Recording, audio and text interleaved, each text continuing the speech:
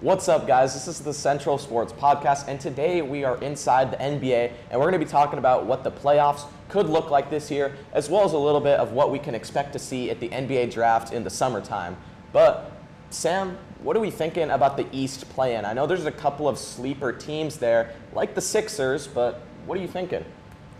Quick disclaimer, we are filming this on Monday the 13th, so all these games will happen before this is uploaded. But to start with, tomorrow night, we have Hornets versus Heat. There's going to be some belt from the Hornets. Come on. I mean, I think that the Hornets, whoever wins between the Sixers and the Magic, they're going to beat them too. So, I mean, we're looking at a team with LaMelo Ball, Knipple, running the floor. I just don't know who on the Heat is going to be able to stop that. Because they have the shooters, they have the guys, they have the playmaking. And when it comes down to it, I trust them so much more. And then between Sixers Magic, as a Sixers fan, I would much rather see us lose all these play-in games. We're not going to win this year. Lose these play-in games and then get a lottery pick. And honestly, I'm moving to blow it up. You know, trade Joel Embiid. He only played 38 games this year. While the numbers were good, you can see him right here. 26 points a game, that's pretty nice. But overall, I'd want someone who's going to play more than 38 games and he's, going to get us more wins than 45 wins. So, what do you guys think? Yeah, especially for the Heat and the Hornets, that game I'm a little more excited for. I think the Heat have, a good talented roster. They got Bam Adebayo, Tyler Hero, even Khalil Ware is a really good piece on their, team, but they're a play-in team, and I don't really see them making it that much farther this year. I think the Hornets are a much better team all around, and honestly, if the Hornets would have started off better, they could just be in the playoffs right now. So I think the Hornets will win this game. Knipple, LaMelo Ball, Miles Bridges, that team is just pretty unstoppable, and honestly, I'm a Pistons fan. I think the Pistons are going to win, but I don't know if it's going to be a sweep. So that's what I have to say. What do you think? Anything else? I would agree. I would say even Moussa Diabate is going to be a big piece of this game. And I think the Hornets are about to come out on top. Yeah, and for the 76ers side of things, I think that they want to lose in this scenario. I think that they want a lottery pick because it's the best draft we've seen in a really long time. And if the 76ers want to do good in these coming up years, I think you got to take one for the team and lose this game tomorrow or whenever it is, because I think you're going to want a top 14 pick in this case. But other than that, if we want to move to the Western Conference, it does look a little bit different. Some of these teams can be argued that they're way better or way worse. But what are you thinking? So yeah, we're looking at Blazers, Suns, Warriors, Clippers. I'm going to start with Blazers, Suns. I think it's going to be the Suns. I love the top talent from Devin Booker, along with that little combo of Jalen Green and then that little feistiness from Dillon Brooks. We know Dillon Brooks has tons of play-in experience, and I kind of like this Suns team, honestly. I mean, I wouldn't be surprised if we saw them get a couple wins in the playoffs. I still don't think that they're going to beat the Spurs, but I'm gonna take the Suns. And then between Warriors, Clippers, Warriors, they're 4 games under 500 right now at 37-45. So I'm not loving that at all. I know that they've dealt with injuries, but I still would have to go with the Clippers. I mean, Kawhi Leonard, really, really good this year specifically, especially when he's been on the court. And I just don't think that there's any way he's not going to play, considering the controversy that he's been through. And then that would leave Clippers. Yeah, okay. So then I believe that the Clippers would move on and take that 8 seed. What do you guys think? What do you think Blazers Suns? Because that's a game that could go either way. Who do you have winning that one? I have the Suns, but I think that the Blazers will play it close. I'm excited to see what Scoot Henderson can do in this game. And then I don't want to get started too soon, but I think that the Clippers are going to come out over the Warriors because Warriors have been through so many injuries, and they just got another one to LJ Cryer too, if you didn't see.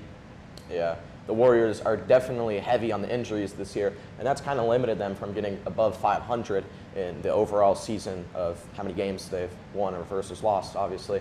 I think that the Warriors, they have experience, but I think, Steph Curry, this might not be his year, and they might, lose this game. And for the Portland Trail Blazers versus the Suns, I like the Trailblazers. I think Denny Avdija he's a good basketball player. A lot of people don't like him. They say he's a foul merchant. It's whatever. You could definitely argue that. And then for Chris Murray also, I know the other night he had 8 points, and they were kind of hyping that up on Instagram, the Iowa Instagram. But I do think Chris Murray, some of these smaller guys on the team, Donovan Clingham, obviously not as small of a name, but I think some of these role players could definitely make a difference this game. But coming out of the West, long story short, I think I have the Trailblazers, and then I think I have the Clippers. But that's just my take. Sam, if we want to move more into the first round, I think we could start in the East because we'll have the Pistons, the 1 seed, versus what we believe to be the 8 seed, which will be who? I'm thinking the Hornets. I think that there's no way it's not going to be the Hornets, and I think it's going to be Pistons. I'd say 5 games.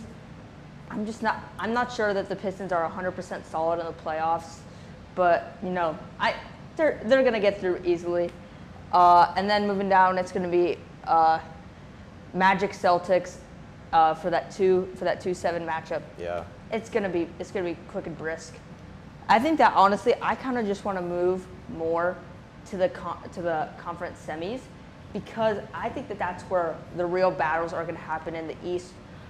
I mean, there are just so many teams that could just beat out. I mean, I wouldn't even be surprised at all if I saw a team like the Cavs get through. Who we saw a big trade go down, which we actually talked about in our trade deadline special. Go check it out. But with Harden and Garland getting traded, and that has been such a bonus for the Cavs. Obviously, playoff Harden is notoriously bad, but I'm really thinking that the Cavs could make a run. I'm thinking that it could be, Cavs in the finals. I'm going to swing it back over to Ethan, though. I know I said on our trade deadline special that James Harden trade was a lose-lose scenario for both teams. And to be honest with you, it has panned out, or my prediction has panned out to be incorrect because the Cavaliers have really, really improved from getting James Harden, an older point guard, on their team. I've seen a lot of, just overall talent or, overall betterness on their team. They have more scoring options. They have someone who can pass better than Darius Garland. And for the Clippers side of things, I'd like to see Darius Garland, get a good role in that team, make the team a little bit better in the coming years. But I know I said it was a lose-lose, but I'm going to take back my words on that one, and I could definitely see the Cavaliers making a deep run this year. Grant, what do you think? I think the Cavs will make a deep run, but I just think the top teams, the Pistons and the Celtics, are too strong this year. And I mean, James Harden is going to do good in these playoffs because he has the playoff experience, but I just don't think it's going to be able to carry this Cavs team the way they want it to. Yeah, and last year things didn't really work out for them like they wanted it to, despite having one of the better seasons in a really long time.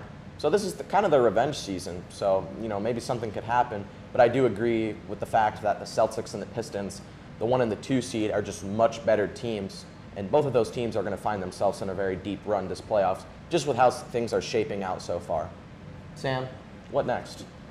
I want to backtrack a little bit because I realized I misspoke. I did not mean that the Cavs were going to go to the finals. I think that they're going to upset the Pistons and get to the conference finals where they'll be met by the Celtics and end up losing to the Celtics in 6 games.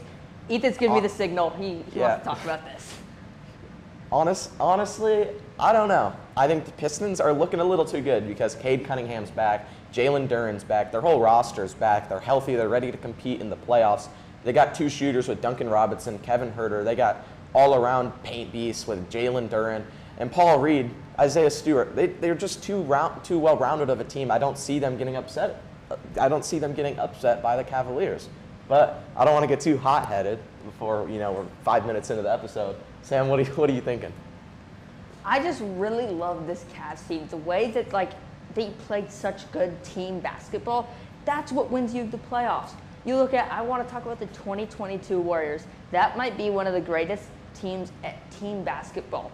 Everybody was getting touches. Everybody could beat you in every way. Not really Draymond Green at that point in his career, but a lot of guys on that team could beat you every way, and that's why they made such quick work of the Celtics once they got that momentum. I do want to shift now to the West playoffs, where I also have another upset I want to talk about. And what is that? Wolves over Nuggets. Anthony Edwards is one of the greatest playoff performers, young playoff performers. He rises to the occasion, and I just really believe that the rest of this Wolves team is going to be able to take that step up with Anthony Edwards leading the way, with him, leading the pack, as they say with the Wolves. And I think that Nikola Jokic, he's going to be good in the playoffs. I'm not so sure about Jamal Murray. Obviously, Jamal Murray had a great bubble run, but we just haven't seen that same amount of energy from them since I think it was their 2023 championship. We haven't just seen that level of playoff energy. What do you guys think about this? I mean, last year or the year before, we literally saw it happen, did we not? Wolves upset the Nuggets. Yeah. And I got 2 words for you, Jaden McDaniels. Because that guy's a dog, and I think he's one of the most underrated players in the entire NBA for the reason that he's just a good defender. He's a good team player. He can score. He can kind of do it all, and I think he's really underrated. And a lot of people should give him more credit for being able to bring the Wolves to where they are, because obviously Anthony Edwards is a good player. Rudy Gobert is as well, but they have a well-rounded team, and that's what matters. They fill the holes with Jaden McDaniels or even some of the other guys that come later off the bench. But I don't know, Nuggets kind of look good to me. I think Nikola Jokic is playing some of the best basketball we have seen in the entire history of basketball. I don't know if that's crazy to say, but I think we're just seeing too good of stat lines. What do you think? Yeah, I mean, I would say that the Nuggets are a very good team this year, and I think Timberwolves aren't just well-rounded enough. I mean, Anthony Edwards is going to do everything he can to get them into this title, and to make a run in these playoffs. But I don't know. I just don't think that they'll be able to get through the Nuggets. I will say they won't win the championship, and I can say that with 100% certainty, because once Anthony Edwards gets to that Western Conference final, it all kind of falls down right there. And this is the first year in a long time with the Wolves are without Luka Garza, so that could change a few things in the scope of the playoffs. But Sam, what are we going to talk about next?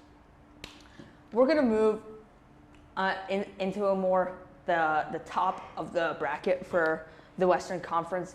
My predictions for the conference semifinals, I already said Wolves, and then of course San Antonio and OKC, and then my 5th team is going to be the Rockets. But I don't really think that the Wolves or the Rockets being there is going to matter. Obviously, it's a different scenario if it's the Nuggets, but I'm going to go with coming out of the West, the San Antonio Spurs. I've gone back and forth on this so much just because I know that this Thunder team is made for the playoffs. They're made to stop you in every way. But I trust San Antonio's interior defense so much because OKC's biggest weakness is shooting behind the arc. Obviously, picking up Jared McCain at the deadline, that was huge for them, and that has helped them significantly. But I still really think that when it comes down to it, they're not going to be able to get past a lineup that has Stephon Castle and Victor Wembanyama out there on defense. That is going to be such a tough team to beat that I think that the Spurs are going to win it all. What do you guys think? I think that the 2 teams at the top of the West that will face each other in the Western Conference Finals will be the Spurs and the Oklahoma City Thunder, just because they're really, really, really good. And there's no way you can say otherwise. I mean, they have some of the best players in the league. They're obviously the 1 and 2 for a reason. And I think that these teams just have the most star players, but also some of the guys who can just come off the bench and fill the gaps when needed. Because, you see Oklahoma City Thunder, they have a really crazy roster coming off, the starting 5. You got Shea, Jalen Williams, Chet Holmgren, even Isaiah Hartenstein. Those are guys that are really big names, as well as for the Spurs, Victor Wembanyama, De'Aaron Fox, Stephon Castle. But you do have people like Luke Cornett who can come off the bench and make a difference when needed. And that's why I see these 2 teams making it to the Western Conference Finals. But in that game, making it out of the West, I think I'm going to go with OKC just because they did it last year. I don't see why they couldn't do it again. What do you think? I mean, I agree with the Spurs-Thunder's conference finals. I've said it all year long. I think the top teams on both sides, the East and the West, are too strong to get beat this year. And I think that coming out of the West is going to be the Thunder. I just think they made it out last year, and they look even stronger this year with the pieces they went out and got and have retained. So I think that it's going to be Thunder to the finals. Thunder to the finals, and you said pieces that they added. Jared McCain is one of those. He's a guy who could go out there and give you 20 on any given night and make a difference on the team. I know I've said that probably 8 times, make a difference, but players can do that, and that's really what matters in the playoffs. Sam, are we going to talk more about the finals now or what? Yeah, I do want to move into the finals because my finals matchup, which you might have already been able to pick apart even though I haven't officially said it, is going to be Spurs Celtics, and this is going to be a battle, man. I still think it's going to be Spurs in 6, but I think that they're going to be some of the closest 6 games that we've really seen in a while. Obviously, I mean, you're looking at the Spurs, a top-heavy team with depth. That is something that you don't find a lot, and a team that is so good on offense and defense. I also believe that the Spurs are going to be faster than the Celtics in transition, and they're going to pick up a lot of points off the turnovers that they're forcing because they have such a good defense. I mean, having that interior defense to stop a Jason Tatum drive, stop the kick out, and they can really cut it off at every option. Then have, 2-3 guys that can beat you on the perimeter or on the drive. That is exactly what you want in a championship team. What do you guys think? Personally, I'm going to go with the Pistons. They're good. They got 60 wins. That's the first time in 20 years that they've done that. And they have a really good team. They have shooters. They have big men. They have shifty guards. They got everything that they need to make it to the finals and win it. But there's other teams that could upset them. First of all, the Spurs or the Oklahoma City Thunder. Coming out of the West, they're just good teams. I think these are the top 3 teams in the entire league. And I think the Celtics are going to give them a hard time in the Eastern Conference Finals if the 2 of those teams meet. But also, if we want to talk about some upsets, because we haven't, I feel like we've gone pretty, just chalk heavy on this one. But I think that, the Rockets could make it out of the West and win the championship also. I don't know if that's crazy to say. They just have a tall team. I like it on paper. They got Kevin Durant. They got a lot of scores. There's so many teams that could win the finals. But if we're going to just look at the teams that make the most sense, I got Celtics, Pistons, Spurs, and Oklahoma City. Obviously, those are the top 4 teams. But they're the best, and there's no way to argue that. So, Brant, you have anything more before we move to Sam? I would agree with the Thunder versus Pistons finals. I've said all year that the Celtics are going to make it, but I think that the Pistons have came on strong lately, and I think that 60 wins is going to be what leads them to playing their best Eastern Conference finals they can. Sam, what's up? Okay, I want to move back to the Rockets, as Ethan was talking about it. First of all, Rockets-Lakers, I've seen so many people online talking about, LeBron's such a great playoff riser. So is Kevin Durant. LeBron is, 41 now? He's not going to be doing that at the same level. Obviously, Kevin Durant is old too. But the Rockets also have young talent around Kevin Durant, and they have young defenders like Asar Thompson and Jabari Smith Jr. That is such a good core that when we're looking at it, I think that it will be a series between them and the Thunder. I think this series could go to 7. I just can't put the Rockets over the Thunder just because, the Thunder have shown us, and it's really hard to argue against a team that at one point in the season, without their second best player, was being talked about as, in contention for the greatest team of all time, in contention going for that Warriors record. Obviously, that didn't pan out, but it's so hard to argue against that I really have to go with the Thunder, even though I think that there is still, a world, maybe like a 25% chance where we do see the Rockets beat the Thunder. And if they can beat the Thunder, I think that they have the size and the scoring capabilities as well as the defensive transition abilities with the speed of Asar Thompson I've said Asar Thompson this whole time, I mean Amen Thompson. But with the speed of them to get back on defense and stop this fast-moving Spurs offense. I think that if they can get to that conference finals, I don't see why they can get to that finals, but I still think that the Celtics would then beat them there. Swinging it back to them. I'm not going to lie. I think people are forgetting that this isn't Kevin Durant's team. This is Alperen Şengün's team. He's averaging over 20 points a game. I'm pretty sure he's averaging a double-double, but don't quote me on it. He's a good player. He's an all-star. He was coming out of the 2021 draft class. He wasn't in that top 5. Didn't really look like he was going to be the best player at first, but he has definitely turned out to be an all-star caliber player and even an all-NBA player. I think that there's definitely talks that he could make it into that team. But personally, I think Şengün is definitely the Rockets' star player or the best player on the Rockets over Kevin Durant. That's kind of crazy to say because Kevin Durant is honestly the GOAT in some people's opinions. But if we're just looking at the team, who's been there, who's been the scoring leader, the rebound leader, it's Şengün. I think you can call it his team, not Kevin Durant's. Sam, now what? The reason I didn't bring up Şengün is because I really don't think that he's going to match up well in the playoffs against this fast-moving Spurs offense. Because Şengün, obviously his biggest weakness is on the defensive end, is he's slow and unathletic. But also, when he's getting guarded by, Victor Wembanyama in the post, he's not going to be able to, create those passes or, use that like shifty, post hook fade, whatever you want to call it. That's not going to work when you have a guy that's 7'5" on you with a humongous wingspan. And he also, I don't think he's built for the moment. He's a player that is, he's great the whole game. But when it comes down to it, I just think that he doesn't have the speed to get into the paint, to do what he needs to do, to guard Victor Wembanyama, to do really anything important. That might be a hot take, but I really think that Şengün is more of a numbers guy and not, a true talent guy. Swinging it back to you guys. You could say that, but I kind of see Şengün as not Luka Garza, Nikola Jokic kind of guy, kind of a scoring big. He might not be the strongest when it comes to defense, but he can do pretty much everything else. So I think that Şengün will have an issue going against 7'5" Victor Wembanyama, as everyone will. I mean, that's probably the hardest person to score on in the entire NBA, maybe the past decade.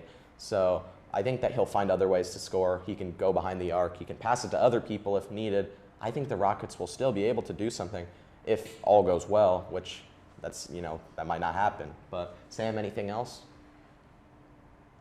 I don't have a ton else from this. We are gonna switch it now to a little outlook on the draft, if that's okay with you guys. Are we good there? Yeah, perfectly. All right. And for the NBA draft, a lot of stuff can happen. We have the lottery, and we have the teams deciding who they want to choose. So it's never really easy to set in stone what it's going to look like. But I think we can maybe just all decide that the first pick will be to the Brooklyn Nets, just because they're the worst team in the NBA. But who are they going to pick? Personally, I think that they're going to go with either Darren Peterson or, AJ DeBonsta. I'm leaning more towards AJ DeBonsta. I have been all year, just because the numbers show he's a scorer. He can be the difference maker on a team like the Brooklyn Nets. But more for Darren Peterson, he might not be wanting to play. I know that's kind of the big issue with a lot of people when it comes to Darren Peterson, but I think he has the most upside in this draft. What do you guys think? Yeah, I mean, it's hard to argue against a guy with that level of talent. Darren Peterson has, I think, a very low floor, but a very high ceiling. And I've talked about this in episodes in the past. But I still think that the Nets would much rather go with a guy like AJ DeBonsta. Obviously, they've gone through plenty of struggles, and they don't actually own a ton of their own picks from that Kevin Durant trade with the Rockets. Brent, what are your thoughts? What do you think is going to happen? I would say that AJ is going to be the #1 pick. I think he showed all year of playing and leading a BYU team that wasn't the strongest, especially his March Madness performance, even though they got eliminated, that he is the clear best player in this draft. I think Darren Peterson's going to be good, but I just don't know if he's going to play that much alone with injuries or just sitting out because he doesn't like what team he gets drafted to. Yeah, I don't think he'll sit out based on what team he gets drafted to. I think that's like something that people are just talking about, and you see it online. You're like, oh, is this true? I really don't think he would sit out just because he doesn't like the team. I think that he legit has injuries and he has issues with full body cramps, and that's a very real thing. So I think that it will be AJ DeBonsta 1 and then Darren Peterson 2 to what I think it's like the Jazz, right? Are they the second lowest team? They should be, yeah. Yeah, and then that third pick, I think that's going to be a big pick, and I think it should be Caleb Wilson, even though on a lot of draft boards they're seeing Cameron Boozer. Ethan, what do you think? Yeah, I know that there's a lot of different players who are really amazing in this draft. And for the #2 or the 3, I don't really want to focus on the 1 pick in general, but I think we can go through the 2nd, 3rd, and the 4th because I think there's 3 players who could all, switch around there. Those are going to be Caleb Wilson, Cam Boozer, and, Darren Peterson. I think those 3 guys are going to go somewhere in that area. If we want to talk about the 2, I'm going to give that to the Utah Jazz. I think their best option here is going to be Darren Peterson. They want another scoring guard. They already are really big heavy, so there's not really any purpose to choose Cameron Boozer. So I'm going to go with Darren Peterson at the 2. And then for the #3, maybe let's just give it to the Wizards because they're also a pretty bad team. They could probably fall down there with the worst odds. If they get lucky, I guess they'll get the 3. And then at the 3, I don't know who they really want to take here because they have Anthony Davis. But is he going to be available? That's the question that's, bearing a lot of people.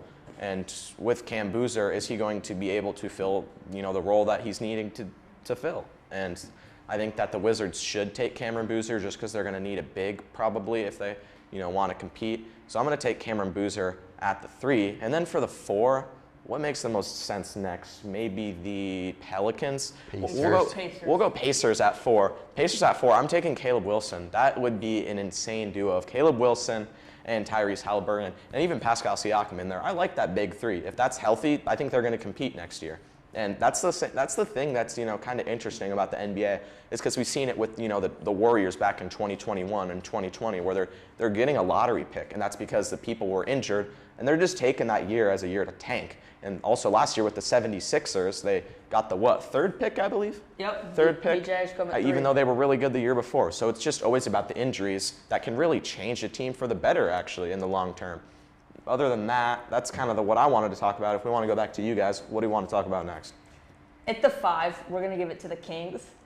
And I think it should be Keaton Wagler. I've talked about it before. I think Keaton Wagler should be much higher on a lot of draft boards. I think that he is a top 2, top 3 scorer in this draft. If we're just looking at pure, ball in their hands, it's an ISO situation. I think he can beat you in so many ways. So I guess he's going 5 in this mock draft to the Kings. And then 6, who do we think is the 6th pick? I'd say probably the Pelicans. Yeah. And I think that for this team, I know they are kind of guard heavy, but I think Kingston Flemings is going to go to the Kings here, or the Pelicans here. I think that Zion will be on his way out sooner than later of the Pelicans. And I think if they can get another scorer like Kingston Flemings, that they will be set up good. I think that getting Kingston Flemings, I think it's kind of a curse, but it can also be a cure because he has such a high upside. And if, Zion is healthy, I think the two of them would pair so well, having, that smaller guy who does have a jumper. Obviously, that's not, his greatest part of his game, but obviously he can beat you to the rim. If you can get him with Zion going to the rim, Zion's cutting, that's really hard to beat. Swing it back to Ethan, though. Now, we could talk all day about going through picks 1 to 60, but that's not really what I'm here for. I want to talk about the oddballs, guys who could save a city and completely transform it, bring a championship to them, or guys who could get cut from a roster and go overseas within the next 2 years. One of those people I want to talk about first is Jaden Quaintance from the University of Kentucky, who declared for the draft and is kind of projected to go around the 10th pick in a lot of different draft boards. But I've also seen some that don't even have him going in the lottery, and that's because he has struggled with injuries his entire career and didn't even really get to showcase his abilities at Kentucky this year. What are you guys thinking about Jaden Quaintance? I think Jaden Quaintance is not going to be worth the top pick or even maybe a first-round pick. At Arizona State and Kentucky, he dealt with his injuries, so he barely got to play. And I just don't think that a team that takes the risk on him is going to get a high reward. I don't think he's going to be big enough for a center in the NBA, and I think with injuries that he's going to be out of the league and overseas in 2 years. Obviously, I've said this about a lot of guys in the draft, but this is another, like Brant said, high risk, high reward, low floor, high ceiling type of guy. And I think that this is a guy that you just don't want to take that risk on, especially when the low floor is something like injuries and the ceiling is not as high as a guy like Darren Peterson, where that's probably the biggest, low floor, high ceiling guy. So I think that you pass on him. I think another big guy coming out of this draft, as we were talking about earlier, was Isaiah Evans, and we saw mock draft, projecting him for the Sixers, and I really love that because obviously we traded away Jared McCain at the deadline. But I think that if we picked him up, he would be so good for us. He would kind of replace that hole of Jared McCain, but would be able to provide a little bit more ISO scoring, which, we sometimes lack. Is I kind of want to get rid of Joel Embiid. I would like to see us trade Joel Embiid, a guy who only played 38 games. Maybe pick up a little higher pick. But what do you think, Ethan? Now, I know Isaiah Evans is one of those guys who might fall a little bit later, and I think he's a good player. I think everyone is really going to get a solid person to add to their rotation this year. But let's talk more about the oddballs, and I want to just say 5 of them around the same time. I think Ade Mara is in there because he just, sprung up to the lottery, which was not, in his portfolio for a really long time. Kareem Lopez, I'm not sure how you pronounce his name, so that's my bad. He's kind of, somewhere in the late first round potentially. Bennett Sturtz, somewhere in the, 14 through the 20, could definitely, be a really good player, maybe a bad player. You don't really know. Some of those guys, I'm not too sure because they kind of have a weird, scenario where they could be really good, but we haven't seen them at a super high level yet. Maybe Bennett Sturtz we have, as well as, Yaxel Lendenberg, because age is always a concern for these NBA organizations. Yaxel's 23 years old. He was in the same class, same recruiting class as Cade Cunningham and Scotty Barnes and those guys. So are any of these guys going to pan out if a team gets them? That's my question. I think that the guy that definitely will is Ade Mara. You see a guy that's that big with so much raw talent. I mean, you get him in an NBA coaching arena. I just think that there's no way that he doesn't pan out. Obviously, the rebounding and the defense is already there, and the interior scoring. But I mean, say you get him into an organization that wants to develop him, like the Sixers. That would be a great other option if we do decide to move on from Joel Embiid. Maybe we work on developing a jump shot, and then a little bit better footwork, and he could really turn into a superstar. Obviously, I'm not saying that he's gonna, but I'm just saying that that's the type of upside that he has. What are your thoughts, Grant? I would agree. I think Ade Mara is going to be a good player out of this class. Maybe late. I think if you put him into a good situation, that he's going to be very good. Maybe like a better Luka Garza almost, if that's crazy to say. Just not as good of a shooter. I mean, I think another oddball is going to be Milan Momcilovic. I mean, he had the highest three-point shooting percentage in college this year, along with the most makes on attempts. So I think you put him in the right situation that a team looking for a shooter like that is going to get a good one. Did you just say Ade Mara is going to be like Luka Garza? I don't even know what that comparison is supposed to mean, because one's 7'3" and one's 6'10", but I don't hate it because I'm a Luka Garza fan. I'd almost take that as a compliment. But I think Ade Mara, he's going to be the paint presence on the team. He's 7'3". His wingspan is who knows how large, but I think he's going to be a paint presence, maybe not a scoring option. And I'm all right with that. I think whatever team gets Ade Mara should be, really, really happy about that. But I don't know. I don't want to, drag on for too long because I'm sure this is already going to be a really long episode. But this was the Central Sports Podcast. We do episodes every single week. I believe this is our 18th full production episode, full-length episode. We do YouTube Shorts, Instagram Reels also. So there's a lot of stuff to watch. We have a huge discography to watch, and these guys just spawned in right now. So I don't have much to say. I don't know if you guys do. This has been a great episode. Thank you guys so much for watching. Make sure to follow us on Instagram. We do post reels there almost every day. So watch our live show. Yeah. That's it. That's it. Peace.